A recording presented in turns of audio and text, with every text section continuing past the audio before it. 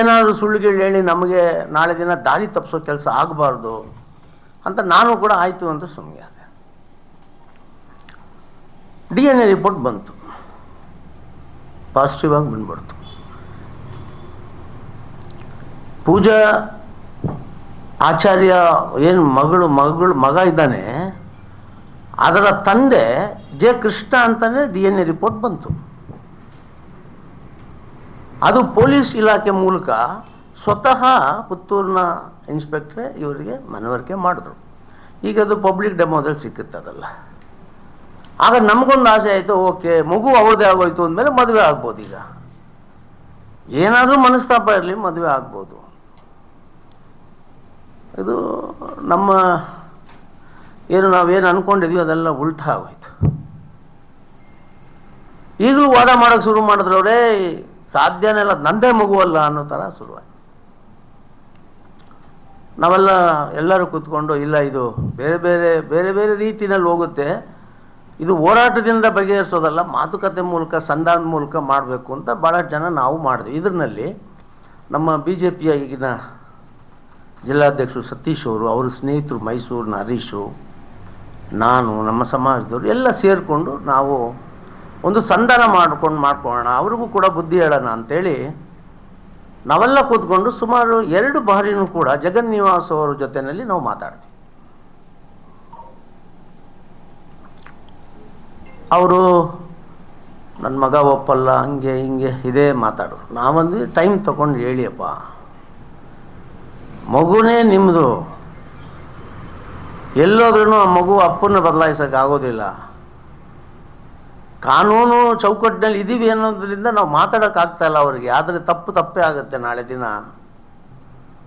ನೋಡಿ ಸರಿಪಡಿಸ್ಬೋಣ ಅಂತ ನಾವು ಅವ್ರ ತಂದೆಗೆ ಭಾಳ ರಿಕ್ವೆಸ್ಟ್ ಮಾಡಿದ್ವಿ. ನಾವು ಅವರು 2 ಸಾರಿ ಬರೋದಕ್ಕೆ 1.5 ತಿಂಗಳು ಟೈಮ್ ತೊಗೊಂಡಿದ್ರು ನಮ್ಮ ಹತ್ರ.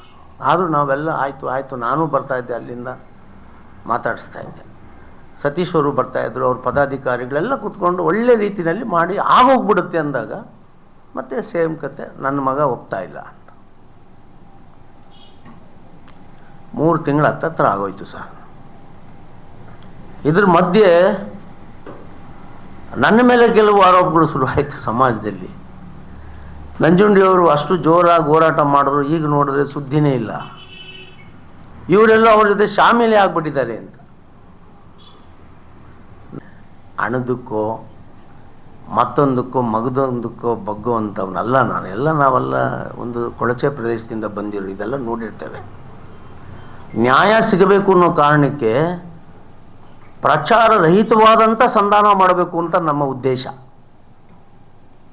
ಸಂಧಾನಕ್ಕೂ ಕೂಡ ಪ್ರಚಾರ ಬೇಕಾಗಿಲ್ಲ, ಇದು ಒಳಗಡೆ ಮಾಡಬೇಕು ಅಂತಲೇ ಎಲ್ಲ ಭಾಳ ತೂಕವಾಗಿರೋ ವ್ಯಕ್ತಿಗಳ ಜೊತೆ ಮಾತಾಡಿದ್ವಿ. ಆದರೆ ದೂರದಲ್ಲಿ ಏನೋ ನಡೀತಾ ಇದೆ, ಏನು ಸುದ್ದಿ ಇಲ್ಲ ಅಂತ ನೋಡಿ. ಕೋರ್ಟಲ್ಲಿ ಕೇಸ್ ಇರೋದ್ರಿಂದ, ನ್ಯಾಯಾಂಗದ ಚೌಕಟ್ಟಿನಲ್ಲಿ ಈ ಕೇಸ್ ಆಲ್ರೆಡಿ ಧುಮುಕಿರೋದ್ರಿಂದ, ನ್ಯಾಯ ಏನು ಹೇಳುತ್ತೋ ಅದನ್ನು ನಾವು ತಲೆಬಾಗಿ ತಗೊಳ್ಬೇಕಾಗಿರುವಂಥ ಬದ್ಧತೆ ಇರೋದ್ರಿಂದ ನಾನೆಲ್ಲೂ ಬಾಯ್ಬಿಟ್ಟಿಲ್ಲ. ಆದರೆ ನಮ್ಮ ಸಮಾಜದಲ್ಲೂ ಕೂಡ ಮತ್ತು ಬೇರೆ ಬೇರೆ ಈ ಮಗುಗೋಸ್ಕರ ಹೋರಾಟ ಮಾಡಬೇಕು ಅಂತ ಯಾರೆಲ್ಲ ಬಯಸಿದ್ರು ಅವ್ರ ಮನಸ್ಸಿನಲ್ಲೂ ಕೂಡ ನಂಜುಂಡಿಯವರು ಸುಮ್ಗೆ ಆಗ್ಬಿಟ್ರಲ್ಲ ಅನ್ನೋಂಥ ಒಂದು ಮಾತು ಕೇಳಿಬಂತು. ನಾನು ಮೊನ್ನೆ ಅವರಿಗೆ ಹೇಳಿದೆ, ನಿಮ್ಮದು ಕಂಡೀಷನು ಅವ್ರದ್ದು ಏನು ಅಂತ ಮಾತಾಡುವಾಗ ನನಗೆ ಅದೆಲ್ಲ ನಾನಿವಾಗ ನನ್ನ ಬಾಯಿನಲ್ಲಿ ನಾನು ಹೇಳೋದಕ್ಕೆ ಸಾಧ್ಯ. ಅಷ್ಟೊಂದು ಅವರ ಕಂಡೀಷನ್ನೆಲ್ಲ ಹೇಳೋಕ್ಕಾಗದೇ ಇರೋವಂಥದ್ದು. ಈಗ ಅದಕ್ಕೆ ಅದನ್ನು ನಾವು ವಕೀಲರಿಗೆ ಕೊಟ್ಟಿದ್ದೇನೆ. ಅದನ್ನು ಸಾರ್ವಜನಿಕವಾಗಿ ನಾವು ಕೊಡ್ಬೋದಾ, ಪತ್ರಕರ್ತರ ಮೂಲಕ ಈ ರಾಜ್ಯಕ್ಕೆ ಕೊಡ್ಬೋದಾ, ಅವ್ರು ಕೇಳಿರೋ ಕಂಡೀಷನ್ಸು ಅಂತ ಕೊಟ್ಟಿದ್ದೇವೆ. ಇನ್ನೊಂದು 2-3 ದಿವಸದಲ್ಲಿ ಅದು ವಕೀಲರ ಅಭಿಪ್ರಾಯ ಬರ್ತದೆ. ಅದರ ಮಧ್ಯೆ ಇವರಿಗೆ ಬೇರೆ ಬೇರೆ ರೀತಿಯಲ್ಲಿ ಅಂದರೆ ಒತ್ತಡಗಳು, ಮತ್ತೊಂದು ಮಗದೊಂದು ಇವರಿಗೆ ಬಂದು, ಇವರು ಕೂಡ ಏನು 3 ತಿಂಗಳಾಯಿತು ಬರೀ ಅವರು ಇವತ್ತು ನಾಳೆ ಅಂತಾರೆ. ಅವ್ರು ಕೇಳಿರೋದೆಲ್ಲ ನನ್ನ ಕೈನಲ್ಲಿ ನಾವು ಕಲ್ಪನೆ ಕೂಡ ಮಾಡೋಕ್ಕಾಗಲ್ಲ. ಅಂಥ ಕಂಡೀಷನ್ಗಳು ಅವ್ರು ಕೇಳ್ತಾರೆ, ಅದು ಮಾಡೋಕ್ಕಾಗಲ್ಲ ಅಣ್ಣ, ನಾವು ಕೋರ್ಟ್ ಮೂಲಕ ಬಗೆಹರಿಸೋಣ. ಸೊ ಯಾವಾಗ ಈ ಒಂದು ತೀರ್ಮಾನಕ್ಕೆ ಬಂದ ಮೇಲೆ ನಾವಿನ್ನ ಸಂಧಾನ ಮಾಡೋದ್ರಲ್ಲಿ ಅರ್ಥ ಇಲ್ಲ. ಅವ್ರೇನು ಕೇಳಿದ್ದಾರೆ ಅದೊಂದು 2-3 ದಿನದಲ್ಲಿ ಬಂದ ಮೇಲೆ ಇವರು ಏನು ಮಾತಾಡಿದ್ದಾರೆ, ಯಾರು ಮಧ್ಯಸ್ಥಿಕೆ ಮೂಲಕ ಏನೆಲ್ಲ ಮಾಡಿದ್ದಾರೆ ಅವ್ರ ಹತ್ರ ದಾಖಲೆಗಳಿದೆ, ಅದೆಲ್ಲನೂ ಕೂಡ ನಿಮ್ಮ ಮುಂದೆ ಇಡ್ತಾರೆ. ಅದು ಇವತ್ತಿನ ಪತ್ರಿಕಾಗೋಷ್ಠಿನಲ್ಲಿ ನಾನು ಹೇಳೋದು ಅಂದರೆ, ಪೂಜಾ ಆಚಾರ್ಯ ಅವರ ಈ ಕುಟುಂಬಕ್ಕೆ ಕಾನೂನು ಹೋರಾಟ ಒಂದು ತಾರ್ಕಿಕ ಅಂತ್ಯ ಕಾಣೋವರೆಗೂ ಕೂಡ ವಿಶ್ವಕರ್ಮ ಸಮಾಜ ಇವರ ಬೆನ್ನಿಂದೆ ಇರ್ತದೆ. ನಾನು ಇವರ ಬೆನ್ನಿಂದೆ ಇರ್ತೇನೆ. ನ್ಯಾಯಾಲಯ ನಮಗೆ ಯಾವುದೇ ರೀತಿಯಲ್ಲೂ ಕೂಡ ಇವ್ರಿಗೆ ಅನ್ಯಾಯ ಮಾಡುವಂಥ ಪ್ರಕ್ರಿಯೆ ಮಾಡೋದಿಲ್ಲ. ಯಾಕಂತ ಹೇಳಿದ್ರೆ ಕಣ್ಣೆದುರಿಗೆ ಎಲ್ಲವೂ ಇದೆ. ಆದ್ದರಿಂದ ನ್ಯಾಯ ನಮಗೆ ಸಿಗ್ತದೆ. ನಮಗೀಗಲೂ ಚಂದ ಕುಟುಂಬವಾಗಿರಲಿ ಅಂತ ಬಯಸೋದು. ಈ ಹೋರಾಟ ಎಲ್ಲ ಅದು ನಾವೆಲ್ಲ ನೋಡಿದ್ದೇವೆ ಸರ್. ಒಂದು ವಾರ 10 ದಿವಸ ಆದಮೇಲೆ ಏನಾಗ್ತದೆ ಅಂತ ಗೊತ್ತಿದೆ. ಹೋರಾಟದ ಮೂಲಕ ಇದು ಸರಿಪಡಿಸೋದೇ ಅನ್ನೋದಾಗಿದ್ದರೆ ನಾನು 3 ತಿಂಗಳಿಂದನೇ ಮಾಡಿಬಿಡ್ತಾ ಇದ್ದೆ. ಆದರೆ ಇದು ಮನಸ್ಸುಗಳು ಒಂದಾಗಬೇಕು. ಅವರಿಬ್ಬರು ಸ್ನೇಹಿತರಿದ್ದಾರೆ, ಏನೋ ಆಗುತ್ತೆ ಒಳ್ಳೆಯದಾಗಲಿ ಅನ್ನೋ ಉದ್ದೇಶದಿಂದ ನಾವು ಮಾಡಿದ್ವಿ. ಇದರಲ್ಲಿ ಆರೋಪಗಳು ಬೇರೆ ಬಂದಾಗ ಬೇಡ ಇದನ್ನು ಕ್ಲಾರಿಫೈ ಮಾಡೋಣ. ನಾವು ಹೋರಾಟ ಮಾಡಿಲ್ಲ, ಸಂಧಾನ ಮಾಡಿದ್ದೀವಿ. ಸಂಧಾನ ಅನ್ನೋದು ಇದು ಹೇಗಿರುತ್ತೆ ಅಂದರೆ, ಎಲ್ಲ ಒಂದು ಬಟ್ಟೆನೆಲ್ಲ ಅರ್ಧ ಚಿಂದಿ ಮಾಡಿದ್ದನ್ನು ಮತ್ತೆ ಹೊಲಿಗೆ ಹಾಕಿ ಸರಿಪಡಿಸುವಂಥ ಕೆಲಸ, ತಾಳ್ಮೆ ಬೇಕಾಗಿತ್ತು. ಆದರೆ ಅವರು ಅದನ್ನು ಅಡ್ವಾಂಟೇಜ್ ತಗೊಂಡು ಭಾಳ ಅದನ್ನು ನಾನು ನಿಮ್ಮ ಹತ್ರನೂ ಕೂಡ ಹೇಳೋಕ್ಕಾಗಲ್ಲ. ಅಂಥ ಒಂದು ಕಂಡೀಷನ್ಗಳು ಹಾಕಿದಾಗ ಅದು ಆಗದೇ ಹೋಗುವಂಥ ಕೆಲಸ. ಅದರಿಂದ ಕಾನೂನು ಮೂಲಕ ಮಾಡೋಣ ಬಿಡಿ, ಅದನ್ನು ನಿಮ್ಮ ಮುಖಾಂತರ ಹೇಳೋಣ. ಯಾರೆಲ್ಲ ಇವರು ಬೆನ್ನಿಂದ ನಿಂತಿದ್ರು ಅವ್ರಿಗೆಲ್ಲ ಒಂದು ಯಕ್ಷ ಪ್ರಶ್ನೆ. ನಂಜುಂಡಿಯವರು ಏನು ಹೇಳ್ತಾ ಇಲ್ವಲ್ಲ, ಸೈಲೆಂಟ್ ಆಗಿಬಿಟ್ರು 3 ತಿಂಗಳಿಂದ. ಏನು ನಡೀತಾ ಇದೆ ಅಂತಲೂ ಹೇಳಲಿಲ್ಲ, ಸೈಲೆಂಟ್ ಆಗಿಬಿಟ್ರು ಅಂತ. ನಾನು ಇದನ್ನು ಯಾವಾಗಲೂ ಹೇಳ್ಬೋದಾಗಿತ್ತು. ಅದೊಂದು ಸಂಧಾನ ಪೂರ್ಣ ಆಗೋವರೆಗೂ ಹೇಳಬಾರ್ದು ಅಂತ. ಅಂದರೆ ಪೂರ್ಣ ಆಗಲಿಲ್ಲ, ಅದು ಮುರಿದು ಬಿದ್ದಿದೆ. ಅಂದರೆ ಕಾನೂನು ಪ್ರಕಾರ ಏನು ಆಗಬೇಕೋ ಅದು ನಾವು ಕಾನೂನು ಮೂಲಕ ಹೋರಾಟ ಮಾಡ್ತೇವೆ. ಇವ್ರಿಗೂ ನಾವು ಸಮಾಜ ರಕ್ಷಣೆ ಮಾಡುತ್ತೆ. 1-2-3 ದಿವಸದಲ್ಲಿ ಏನು ನಮ್ಮ ಸೀನಿಯರ್ ವಕೀಲರಿಗೆ ನಾವು ಆ ದಾಖಲೆಗಳೆಲ್ಲ ಕಳಿಸ್ಕೊಡ್ಸಿದ್ದೀನಿ ನಾನು. ಅಲ್ಲಿಂದ ಬಂದ ಮೇಲೆ ಮತ್ತೊಂದು ಸರಿ ಪತ್ರಿಕಾಗೋಷ್ಠಿ ಕರೆದು ಏನೇನು ಇವ್ರ ಹತ್ರ ದಾಖಲೆ ಇದೆ ಅದೆಲ್ಲ ನಿಮ್ಮ ಮುಂದೆ ಇಡ್ತೇವೆ. ಈಗ ಮಗು ಇದೆಯಲ್ಲ, ಆದ್ಮೇಲೆ ನಾವು ಮಾಡ್ತೀವಿ.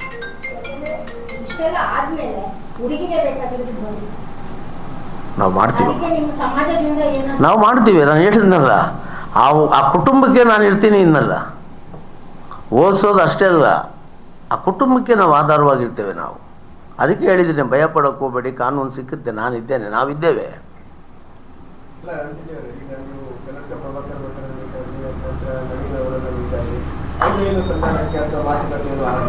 ಏನು ಆಗಲಿಲ್ಲ ಸರ್, ನನಗೆ ಇದ್ದಿದ್ದು ಅದು ಇದರಿಂದ DNA ರಿಪೋರ್ಟ್ ಬಂದ ಮೇಲೆ ಎಲ್ಲರೂ ಕರೆದವರಿಗೆ ಜೋರು ಮಾಡಿ ಒಪ್ಪಿಸ್ತಾರೆ ಅಥವಾ ಪ್ರೀತಿಯಿಂದ ಒಪ್ಪಿಸ್ತಾರೆ ಅಂತ ನಾನು ಭಾವಿಸಿದ್ದೆ. ಅದೇನೂ ಆಗಲಿಲ್ಲ. ಅದು DNA ರಿಪೋರ್ಟೇ ನಮ್ದಲ್ಲ ಅನ್ನೋ ರೀತಿಯಲ್ಲಿ ಅವ್ರು ಮಾತಾಡ್ತಾರೆ. ಸೊ ಅದನ್ನು ಡಿಫೆಂಡ್ ಮಾಡ್ಕೊಂಡು ಮಾತಾಡೋ ಅಂಥದ್ದು ಯಾರೆಲ್ಲೂ ಕಾಣಲಿಲ್ಲ.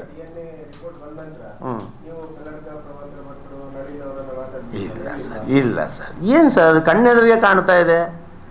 ಈಗ ಒಬ್ಬ ಜಿಲ್ಲಾಧ್ಯಕ್ಷರ ಜೊತೆ ನಾನು ಮಾತಾಡ್ತಾ ಇದ್ದೀನಿ ಅಂದರೆ ಜಿಲ್ಲಾಧ್ಯಕ್ಷರು ಎಲ್ರಿಗೂ ಮಾಹಿತಿ ಕೊಟ್ಟೇ ಇರ್ತಾರಲ್ವ. ನಮ್ಮ ಜೊತೆ ಕೂತ್ಕೊಂಡು ಮಾತಾಡ್ಬೇಕಂದ್ರೆ ಜಿಲ್ಲಾಧ್ಯಕ್ಷರು ಕೊಟ್ಟಿರ್ತಾರೆ. ಅವ್ರು ಹೇಳಿದರು, ನಾನು ಎಲ್ಲರ ಹತ್ರ ಮಾತಾಡಿದ್ದೀನಿ ಅಂತ ಅವ್ರು ಹೇಳಿದ್ರು. ಮತ್ತೆ ನಾನು ಸರ್ ಮಾಡಿಸಿ ಅಂದರೆ ಪ್ರಯತ್ನ ಮಾಡ್ತಾನೆ ಇದ್ದಾರಲ್ಲ, ಅದರಲ್ಲೊಂದು ಭಾಗವಾಗಿ ಸತೀಶ್ ಅವರು ಇದ್ದಾರಲ್ಲ ನಮ್ಮ ಜೊತೆಯಲ್ಲಿ. ಹೌದೌದು, ಮೊನ್ನೆ ಕೂಡ ನಾನು ಮಾತಾಡಿದೆ. ನಾನು ಪ್ರೆಸ್ ಮೀಟ್ ಮಾಡ್ತೀನಿ ಅಂತ ಹೇಳಿದೆ. ಸರ್, ಇದು ತೀರಾ ಆಗಿದೆ. ಈಗ ನನ್ನ ನಿಜಾಯಿತಿನ ಪ್ರಶ್ನೆ ಮಾಡುವಂಥ ಸಂದರ್ಭ ಅದು. ನಾನು ಕೊಡಲ್ಲ ಸರ್, ಹಂಗಲ್ಲ, ನಾವು ಮಾಡೋಣ ಅಂದರೆ. ಇಲ್ಲ, ನೀವು ಮಾಡಿ ಸರ್, ಏನಿದೆ, ನೀವೇನು ನಡೆದಿದೆ ಅದನ್ನು ಹೇಳಿ ಸರ್, ನನ್ನ ಹೆಸರು ಕೂಡ ಉಲ್ಲೇಖ ಮಾಡಿ ಸರ್ ಅಂತಲೇ ಹೇಳಿದ್ರು. ಸರ್, ಈಗ ಏನಾಗುತ್ತೆ, ಅದರಲ್ಲಿ ಪ್ರೋಸೆಸ್ಸು ಬೇರೆ ಬೇರೆ ಥರ ಇದೆ ಸರ್. ಈಗ DNA ಪಾಸಿಟಿವ್ ಬಂದಿದೆ, ಮತ್ತು ಚಾರ್ಜ್ ಶೀಟ್ ಕೂಡ ಹಾಕಿದ್ದಾರೆ ಪೊಲೀಸರು. ಇದನ್ನು ಕೋರ್ಟು ಒಪ್ಕೊಂಡ ನಂತರ ಸೆಷನ್ ಕೋರ್ಟಿಗೆ ಬರುತ್ತೆ. ಸೆಷನ್ ಕೋರ್ಟಿಗೆ ಬಂದ್ರೆ ನೋಟಿಸ್ ಕೊಟ್ಟಿದ ಮೇಲೆ ಟ್ರಯಲ್ ಶುರುವಾಗುತ್ತೆ. ಟ್ರಯಲ್ ಶುರುವಾದ್ಮೇಲೆ ಒಂದು 6 ತಿಂಗಳು, ಒಂದು 9 ತಿಂಗಳಲ್ಲಿ, ಈಗೇನು ಫಾಸ್ಟ್ ಟ್ರ್ಯಾಕ್ ಅಲ್ವಾ ಸರ್ ಎಲ್ಲ, ಒಂದು 6 ತಿಂಗಳು 9 ತಿಂಗಳು ಮ್ಯಾಕ್ಸಿಮಮ್ 1 ವರ್ಷದಲ್ಲಿ ಇದರ ನ್ಯಾಯ ತೀರ್ಮಾನ ಆಗಿಬಿಡುತ್ತೆ ಸರ್.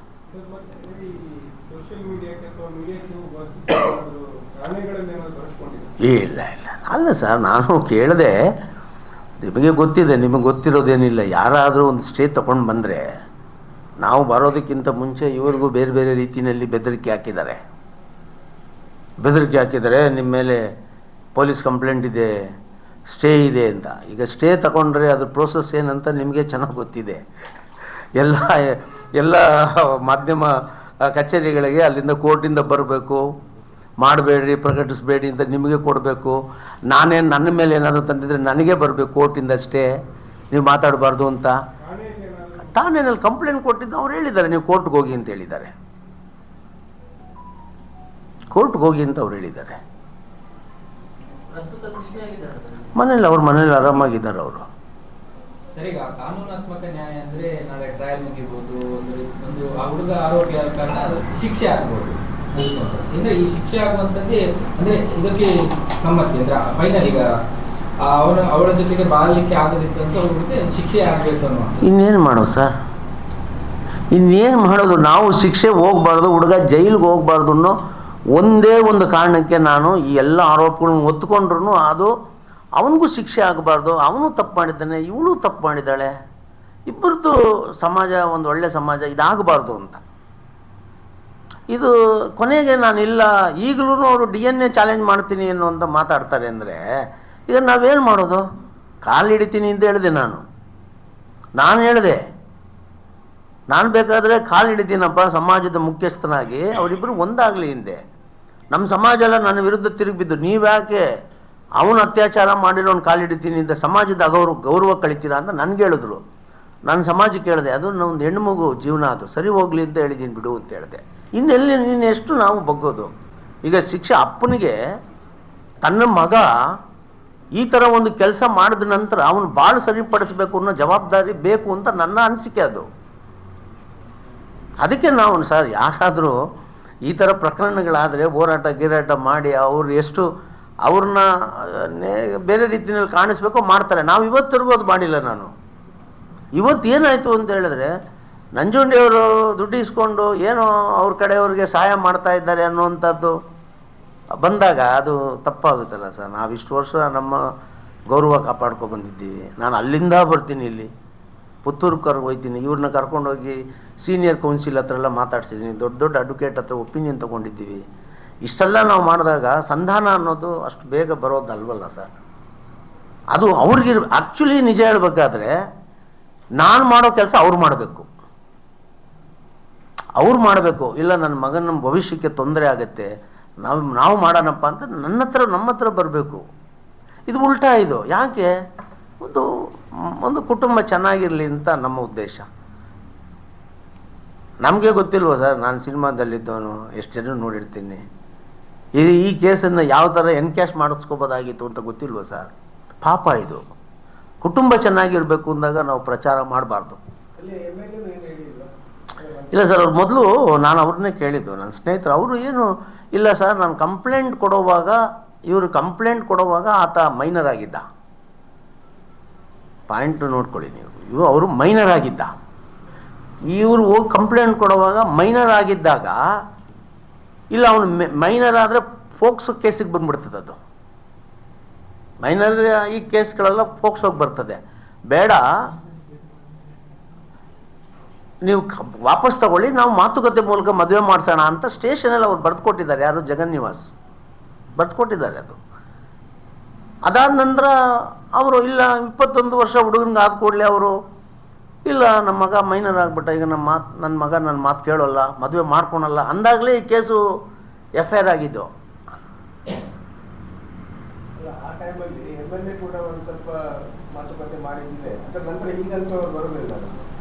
ಇಲ್ಲ ಬರೋಲ್ಲ. ನಾನು ಅವ್ರು ಕೇಳಲಿಲ್ಲ, ನಾನು ಅವ್ರನ್ನ ಕೇಳಲಿಲ್ಲ. ಯಾಕಂದರೆ ಏನಿದೆ ಯಾರು ಗೊತ್ತು ಸರ್, ಇದೆಲ್ಲ ಈ ವಿಚಾರ ಎಲ್ಲ ನಾನು ಹೋಗಿ ಹೇಳೋದಲ್ಲ. ಅವರು ಯಾರ್ಯಾರಿಗೆ ಇಂಟ್ರೆಸ್ಟ್ ಇದ್ರ ಬಗ್ಗೆ ಇದೆಯೋ ಅವ್ರು ಮಾಡಬೇಕು. ನನಗೆ ಇಂಟ್ರೆಸ್ಟ್ ಇದೆ, ನಾನು ಮಾಡಿದ್ದೀನಿ. ಹಂಗಂತ ಅವ್ರ ಮೇಲೆ ನಾನು ಯಾವ ಆರೋಪನೂ ಮಾಡೋಲ್ಲ. ಇಲ್ಲ ಇಲ್ಲ, ಯಾರ ತಾಯಿ? ಇವ್ರ ತಾಯ? ಇವ್ರ ತಾಯಿ ಇಲ್ಲ, ಸ್ಟೇಷನಲ್ಲಿ ಮಾತಾಡಿ ಚೆನ್ನಾಗೇ ಮಾತಾಡ್ತಿದ್ರು, ಆಮೇಲೆ ಕ್ಲೋಸ್ ಆಗಿದ್ದೆ ಅಷ್ಟೇ. ಆಮೇಲೆ ಅವರು ಇಲ್ಲ ಅದು ಕೋರ್ಟ್ಗೆ ಹೋಗಿದ್ದೆಲ್ಲ ನಾವೇನು ಮಾಡೋಕ್ಕಾಗಲ್ಲ ಅನ್ನೋಂಥದ್ದು ಅವರ ಧೋರಣೆ ಅಂತ ಹೇಳಿದ್ರು. ಆಯ್ತು, ಇಷ್ಟು ಓಕೆ. ಎಲ್ಲ ಕೋರ್ಟಲ್ಲಿ ಈಗ DNA ಆಗೋವರೆಗೂ ಬಾಲು DNA ಮೇಲಿತ್ತು, ಈಗ ಬಾಲ್ ಕೋರ್ಟಿಗೆ ಬಂತು, ಆಯಿತು. ಈಗ ನಮ್ಮ ಈಗ ಹುಡುಗಿಗೆ ಆ್ಯಕ್ಚುಲಿ ಏನಾಯಿತು, ಇವ್ರಿಗೆ ಕೆಲಸ ನಿಲ್ಲಿಸಿದೆ ನಾನು. ಅಲ್ಲಿ ಮಧ್ಯರಾತ್ರಿ ಜನ ಓಡಾಡ್ತಾಯಿದ್ರು, ನಿಮಗೆ ಗೊತ್ತಿರ್ತವಾಗ. ಇವ್ರ ಮನೆ ಸುತ್ತಮುತ್ತಲ್ಲ CCTV ಹಾಕ್ಸಿದೆ, ಕಂಪ್ಲೇಂಟ್ ಕೊಟ್ಟೆ, SP ಅವ್ರಿಗೆ ಹೇಳಿದೆ, ಅಲ್ಲಿ ಪೊಲೀಸವ್ರು ಹಾಕ್ಸಿದೆ. ಈಗ ಅದು ಸಮಸ್ಯೆ ಇಲ್ಲ, ಅವಾಗ ಮಾಡಿದ್ದು. ಅದೇನೇನು ಬೇಕೋ ನಾವು ಜಾಗರೂಕತೆ ಮಾಡಿದ್ವಿ, ಇಷ್ಟೆಲ್ಲ ಮಾಡಿದ್ದೀವಿ. ಇನ್ನೊಂದು 2-3 ದಿವಸದಲ್ಲಿ ಆ ರೆಕಾರ್ಡ್ ದಾಖಲೆ ಕೂಡ ಬರ್ತದೆ, ಬಂದಾಗ ಮಾಡ್ತಾರೆ. ನನ್ನ ಇದು ಉದ್ದೇಶ ಇಷ್ಟೇ ಸರ್, ಯಾರೂ ಕಾನೂನಿಗಿಂತ ದೊಡ್ಡವರಿಲ್ಲ. ಒಂದು ಸಾರಿ ಕಾನೂನು ತನ್ನದೇ ಆದಂಥ ನಿರ್ಣಯ ತಗೊಂಡ ನಂತರ ಸಂಧಾನಕ್ಕೆ ದಾರಿ ಇರೋದಿಲ್ಲ. ನಾನೇ ಒಪ್ಕೊಂಡ್ರೂ ಸಂಧಾನಕ್ಕೆ ದಾರಿ ಇರೋದಿಲ್ಲ. ಆಗ ಏನು ಅನ್ಯಾಯಕ್ಕೆ ಗುರಿಯಾಗಿದೆ. 6 ತಿಂಗಳಾಯಿತು ಸರ್, ಮಗು ನಾಮಕರಣ ಮಾಡಲಿಲ್ಲ. ಎಷ್ಟು ನೋವಾಗುತ್ತೆ ನಮಗೆ. ಹಾಂ, ನಮ್ಮಂಥ ನಿರ್ಲಕ್ಷಿತ ಸಮಾಜಗಳಿಗೆ ಹಿಂಗಾಗ್ಬಿಟ್ರೆ ಇನ್ನು ನಮಗಿಂತ ಕೆಳಗಡೆ ಇನ್ನೂ ಅತಿ ನಿರ್ಲಕ್ಷ್ಯ ಸಮಾಜಗಳ ಕಥೆ ಹೇಗೆ? ಸಮಾಜಗಳಿಗೆ ರಾಜಕೀಯ ಶಕ್ತಿ ಇಲ್ಲ ಅನ್ನೋ ಒಂದೇ ಕಾರಣ, ಆರ್ಥಿಕ ಸ್ಥಿತಿ ಇಲ್ಲ ಅನ್ನೋ ಒಂದೇ ಕಾರಣ, ಇವರು ಬಡವರು ಅನ್ನೋ ಒಂದೇ ಕಾರಣಕ್ಕೆ ಈ ಥರ ಪ್ರಕರಣಗಳೆಲ್ಲ ಮುಚ್ಚೋಗ್ಬಿಟ್ರೆ ಮತ್ತೆ ಸಂವಿಧಾನಕ್ಕೆ ಏನು ಬೆಲೆ ಇದೆ?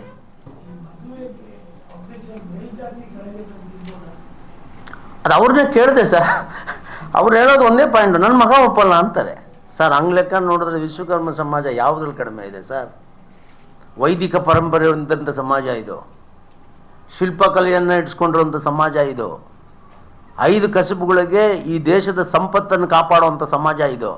ಏನು ಕಮ್ಮಿ ಇದೆ ಸರ್? ಅವ್ರು ಹೇಳಿದ್ರೆ ಹಂಗೆ ನಾವು ತಿರಸ್ಕಾರ ಮಾಡಬೇಕು ಅವ್ರನ್ನ, ಇಂಥ ಕೆಲಸ ಮಾಡಿರೋದ್ರನ್ನ. ಸಂಸಾರ ಅನ್ನೋ ಒಂದೇ ಒಂದು ಕಾರಣಕ್ಕೆ ನಾವು ತಲೆ ತಗ್ಸಿ ಹೋಗ್ತಾ ಇದ್ದೇವೆ. ಈಗ ಅದು ಆಗೋದಿಲ್ಲ ಅಂತ ಆಗೋಯ್ತು. ಅವ್ರ ತಾಯಿ ತಂದೆ ಮಗಳು ಕೂಡ ಇಲ್ಲ, ಇದು ಇನ್ನೆಷ್ಟು ನಾವು ಮಾಡೋದು ಬೇಡ, ಇನ್ನು ಕಾನೂನು ಪ್ರಕಾರ ಏನಿದೆ ಆಗಲಿ ಅನ್ನೋ ತೀರ್ಮಾನಕ್ಕೆ ಬಂದ ಮೇಲೆ ನಾವು ಬಂದಿದ್ದೀವಿ ಅಷ್ಟೇ ಸರ್.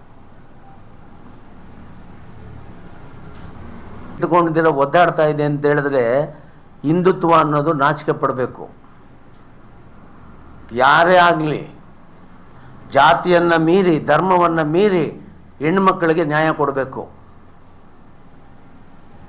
ಇಲ್ಲಿ ಜಾತಿನೂ ತರಬಾರ್ದು, ಧರ್ಮನೂ ತರಬಾರ್ದು.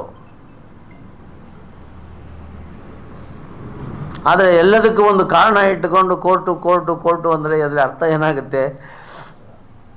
ಇಷ್ಟೇ ಇದು. ಇವರು ಬಡವರು ಅಂತ ಅಷ್ಟೇ, ಬಡವರಿಗೆ ನ್ಯಾಯ ಸಿಗಬಾರ್ದು ಅನ್ನುವಂಥದ್ದೇ ಕೆಲವರು ಪಟ್ಟಬದ್ಧ ಹಿತಾಸಕ್ತಿಗಳ ಹುನ್ನಾರಗಳಿವು. ಏನು ಹೆಂಗೆ ಇದು? ನನಗೆ ಆ ಕಲ್ಪನೆ ಕೂಡ ಮಾಡೋಕ್ಕಾಗ್ತಲ್ಲ. ನಾನು ಎಲ್ಲ ರೀತಿ ಪಾತ್ರಗಳನ್ನು ಮಾಡಿದ್ದೇನೆ, ನನಗೂ ಕೂಡ ಈ ಥರ ಅಭಿನಯ ಮಾಡಪ್ಪ ಅಂದರೆ ನನಗೆ ಮಾಡೋಕ್ಕಾಗೋಲ್ಲ. ಅದು ಇಷ್ಟೊಂದು ಕಠೋರವಾಗಿ ನನ್ನ ಕೈಲಿ ಇರೋಕ್ಕಾಗಲ್ಲ ಸರ್. ಅದು ಇದು ತಮ್ಮೆಲ್ಲರೂ ಇದು ಮುಂದೆ ಬರೋ ವರ್ಷದಲ್ಲಾದ್ರೂ ಮಗುಗೆ ನ್ಯಾಯ ಸಿಕ್ಕಲಿ, ನಿಮ್ಮೆಲ್ಲರ ಆಶೀರ್ವಾದ ಇರಲಿ. ಅದೇ ಯಾವುದೇ ಹೆಣ್ಣು ಮಗುಗಾದ್ರೂ ಕೂಡ ನಾನಂತೂ ಹೋರಾಟ ಮಾಡ್ತೇನೆ. ಆದರೆ ಇದು ಕಣ್ಣಾರೆ ನೋಡ್ತಾ ಇದ್ದೀನಲ್ಲ, ಭಾಳ ನೋವು.